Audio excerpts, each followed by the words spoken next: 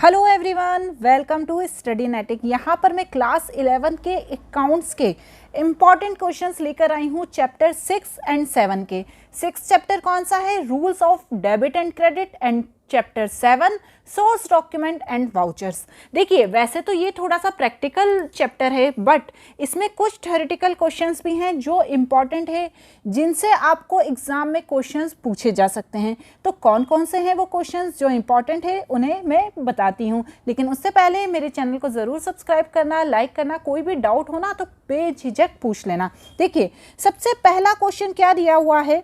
What do you understand by debit and credit? Do you think debit always stand for decrease in amount of credit for increase? आप debit और credit से क्या समझते हैं? आप क्या सोचते हैं कि डेबिट हमेशा कम होता है, क्रेडिट जब ज़्यादा होता है? ये हमसे क्वेश्चन पूछा गया है। तो सबसे पहले तो हमें ये बताना है कि डेबिट जो होता है, हमें डेबिट और क्रेडिट की डेफिनेशन बता देनी है। जैसे जो डेबिट होता है वो हमेशा कहाँ पर आता है? लेफ्ट साइड होता है, और जो क्रेडिट होता है वो हमेशा राइट साइड आता है। जो डेबिट होता है वो कब किया जाता है किसी चीज़ में? जब कोई इंक्रीमेंट हो अमाउंट में। और क्रेडिट कब किया जाता है? जब कोई कमी हो किसमें? किसी भी अकाउंट में। तो वो क्या दर्शाता है कि ये अकाउंट क्रेडिट है। क्लियर? अब जो हमसे सेकंड बात पूछी गई है, debit and credit are simplify addition और सब्सट्रैक्शन ऑफ अ अकाउंट, जिसमें हम जोड़ते और घटाते हैं। अब हम ये नहीं सोच सकते कि डेबिट जो होता है हमेशा डिक्रीज हो जाता है और क्रेडिट जो होता है हमेशा इंक्रीज हो जाता है। ये तो डिपेंड करता है स्थिति पर कि कैसे अमाउंट बढ़ रहा है एंड कैसे अमाउंट कम हो रहा है। क्लियर हुआ? नेक्स्ट क्वेश्चन क्या दिया है? Classify the account and explain the type of account. Account क्या होता है? देखिए, अकाउंट को यहाँ पर डेफिनेशन नहीं पूछी है, लेकिन यदि आपसे डेफिनेशन पूछी जाए तो आपको अकाउंट की डेफिनेशन भी लिखना है। यहाँ पर पूछा गया है कि इसे कितने तरह से क्लासिफाई किया जाता है। तो जो अकाउंट होता है वो दो तरह से होता है, एक traditional classification and modern classification. जो रूल्स होते हैं ना डेबिट और क्रेडिट के, हम इन्हीं के थ्रू समझते हैं कि ट्रेडिशनल क्लासिफिकेशन से भी आप डेबिट और क्रेडिट करना सीख सकते हैं, मॉडर्न क्लासिफिकेशन से भी आप सीख सकते हैं, जो आपको ईजी लगे। ठीक है ना? अब सबसे पहला जो होता है ट्रेडिशनल क्लासिफिकेशन में, वो क्या होता है? पर्सनल अकाउंट, और दूसरा होता है इम्पर्सनल अकाउंट। पर्सनल अकाउंट में क्या होते हैं? जितने भी इंडिविजुअल है, फर्म है, कंपनी है, डेटर्स, क्रेडिटर्स, ये सब क्या होते हैं? पर्सनल अकाउंट होते हैं। जैसे हमने किसी से सामान खरीदा तो वो किसी कंपनी का नाम है, जैसे जावेरी एंड कंपनी, तो ये क्या हो गया? पर्सनल अकाउंट हो गया। और इम्पर्सनल अकाउंट क्या होता है? जैसे machinery account, cash account, rent account, ये सब क्या कहलाते हैं? इम्पर्सनल अकाउंट कहलाते हैं बच्चों। ठीक है ना? इन्हें भी आगे दो तरह से डिवाइड किया गया है। कौन कौन से account? Real account and nominal account. ठीक है ना? जो हमने पढ़ा ही है। अब अगला क्या दिया हुआ है? Modern classification. मॉडर्न क्लासिफिकेशन को 5 तरह से डिवाइड किया गया है। सबसे पहला है एसेट्स अकाउंट। इसमें जितने भी एसेट्स हैं, जैसे plant, machinery, furniture, patent, inventory, सब इसमें आ जाते हैं। दूसरा होता है लायबिलिटी अकाउंट। जो लाइबिलिटी होती है हमारी फर्म की, ऑर्गेनाइजेशन की, जैसे क्रेडिटर्स, आउटस्टैंडिंग एक्सपेंसेस, ये सब क्या होते हैं? लाइबिलिटी अकाउंट में आते हैं। इसमें रूल्स होते हैं। इसमें भी देखिए लिखा है rules of debit and credit, rules of debit and credit. तो इसमें क्या होते हैं? रूल्स होते हैं कि किसे डेबिट करना है और किसे क्रेडिट करना है। नेक्स्ट दिया हुआ है कैपिटल अकाउंट। कैपिटल अकाउंट में क्या होता है? जो प्रोप्राइटर फर्म में कैपिटल इन्वेस्ट करता है या बिजनेस में कैपिटल इन्वेस्ट करता है, उसे कैपिटल अकाउंट कहते हैं। इसमें यदि वो कोई पैसा निकाल लेता है तो उसे क्या करते हैं? कहते हैं ड्राइंग अकाउंट कहते हैं। क्लियर? नेक्स्ट है रेवेन्यू अकाउंट। रेवेन्यू अकाउंट में जितने भी हमारी इनकम एंड गेन होती है उसे लिखा जाता है। और नेक्स्ट है एक्सपेंसेस अकाउंट। जितने भी हमारे लॉस होते हैं और एक्सपेंसेस होते हैं उन्हें कहाँ पर लिखा जाता है? एक्सपेंसेस अकाउंट में लिखा जाता है। क्लियर? अब नेक्स्ट क्या है क्वेश्चन? नेक्स्ट क्वेश्चन है right the short note of balancing an account, explain the balancing of cash book. देखो, बैलेंस करना क्यों ज़रूरी है अकाउंट को? कि भैया हमने जितनी कमाई की है क्या उससे ज़्यादा तो खर्चा नहीं कर दिया, हमें पता होना चाहिए ना। इसलिए बैलेंसिंग ऑफ अकाउंट को के बारे में यहाँ पर पूछा गया है। तो देखो, ये वही बताया है कि हमें दिन के अंत में या वीक में या मंथ में या ईयर में ज़रूरी है कि हम अकाउंट को बैलेंस करके देखें, ताकि हमें पता चल सके कि डेबिट और क्रेडिट साइड का बैलेंस कितना है। तो वही उसकी डेफिनेशन में पूरा बताया गया है। अब यहाँ पर एक एग्जाम्पल दिया है। देखिए, इसमें 4-5 ट्रांजेक्शन दिए हुए हैं।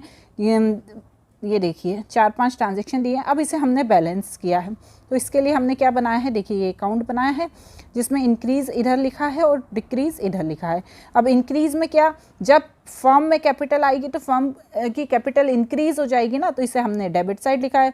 जब कोई सामान बिकेगा और सामान बिकने पर जो पैसा आएगा उससे भी फर्म के पास पैसा आ जाएगा ना, तो इसलिए सेल्स को हमने डेबिट साइड लिखा है।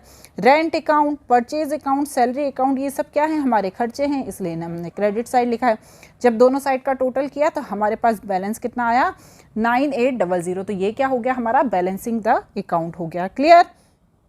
नेक्स्ट है what is the meaning of voucher and explain the type of voucher. देखिए ये क्वेश्चन तो मैं आपको समझा ही रही हूँ, लेकिन इससे पहले वाउचर को समझने से पहले हमको ज़रूरी है सोर्स डॉक्यूमेंट को समझना कि what is the source document. Source document क्या होते हैं, जैसे हमने कोई सामान खरीदा, ठीक है ना, तो हमें उसकी रिसीप्ट मिलती है, हमें उसका बिल मिलता है, तो वो क्या कहलाता है, सोर्स डॉक्यूमेंट कहलाता है ना। यही चीज़ लिखा है, source document is the evidence of transaction और इवेंट हैविंग टेकन प्लेस, है ना। ये बहुत इंपॉर्टेंट होता है, ये हमारे पास प्रूफ होता है कि हाँ कोई हमने फाइनेंशियल ट्रांजैक्शन किया है। ये किसी भी तरह का हो सकता है, जैसे हमने कोई उधार सामान खरीदा, गुड्स क्रेडिट में खरीदा, या परचेज की किसी तरह की, बिना उधारी के भी खरीदते हैं तब भी हमें एक बिल मिलता है, तो ये क्या कहता है, सोर्स डॉक्यूमेंट कहलाता है। ये तो मैंने आपको सोर्स डॉक्यूमेंट की डेफिनेशन बता दी।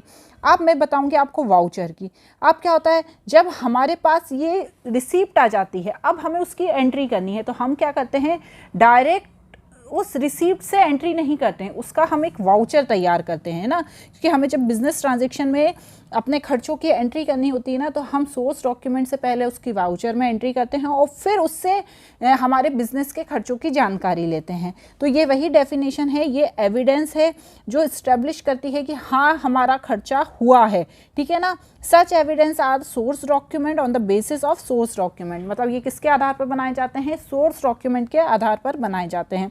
अब क्या है, इसके दो टाइप होते हैं, ये कुछ नहीं, टाइप ऑफ अकाउंटिंग वाउचर नहीं, ये दो तरह के होते हैं वाउचर, दो तरह के होते हैं। पहला होता है सोर्स वाउचर, ठीक है ना, और दूसरा होता है अकाउंटिंग वाउचर, सपोर्टिंग वाउचर भी कहते हैं सोर्स वाउचर को, तो ठीक है ना। तो ये वही यहाँ पर इसकी डेफिनेशन दी हुई है सोर्स वाउचर की और अकाउंटिंग वाउचर की। क्लियर, तो आपको इसको पढ़ लेना है। नेक्स्ट क्या क्वेश्चन दिया है, differentiate the debit note and credit note.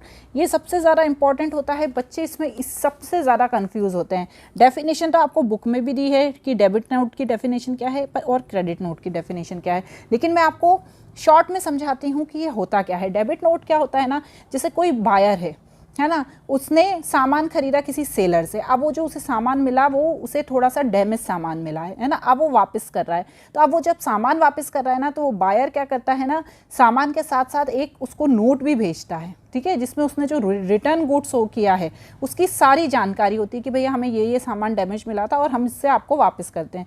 तो ये किसके द्वारा तैयार किया जाता है, बायर द्वारा, ठीक है ना। हमेशा ध्यान रखिएगा, जो डेबिट नोट होता है वो बायर के द्वारा तैयार किया जाता है, और जो क्रेडिट नोट होता है, क्रेडिट नोट किसके द्वारा तैयार किया जाता है, क्रेडिट नोट किया जाता है तैयार सेलर के द्वारा, क्योंकि सेलर को जब वो रिटर्न गुड्स मिलता है, अब वो उस रिटर्न गुड्स को एक्सेप्ट कर लेता है, तो उसे ये बताने के लिए वो किसको, बायर को क्रेडिट नोट देता है कि हाँ भैया तुमने जो हमें ये सामान वापस किया है ये हमने एक्सेप्ट कर लिया है, ठीक है। वही डेफिनेशन यहाँ पर लिखी हुई है, इसे आप अपने शब्दों में भी बता सकते हैं। नेक्स्ट क्वेश्चन क्या है, differentiate between source document and voucher. अब हमने जो अभी सोर्स डॉक्यूमेंट और वाउचर पढ़ा है उसे डिफरेंशिएट करना है। तो सोर्स डॉक्यूमेंट तो हमें पता ही है कि जब कोई ट्रांजैक्शन होता है तब सोर्स डॉक्यूमेंट हमें मिलता है, और वाउचर क्या होता है, ये एविडेंस होते हैं बिजनेस ट्रांजैक्शन के कि भैया हाँ हमारे पास सोर्स डॉक्यूमेंट था, उसको हमने अकाउंटेंट को दिया और उसने बैठकर सारे वाउचर तैयार किए हैं, और वो वाउचर से ही हम आगे जनरल एंट्री करेंगे। देखिए कभी भी सोर्स डॉक्यूमेंट से डायरेक्ट जनरल एंट्री नहीं होती है, सोर्स डॉक्यूमेंट से वाउचर तैयार होते हैं, वाउचर से ही जनरल एंट्री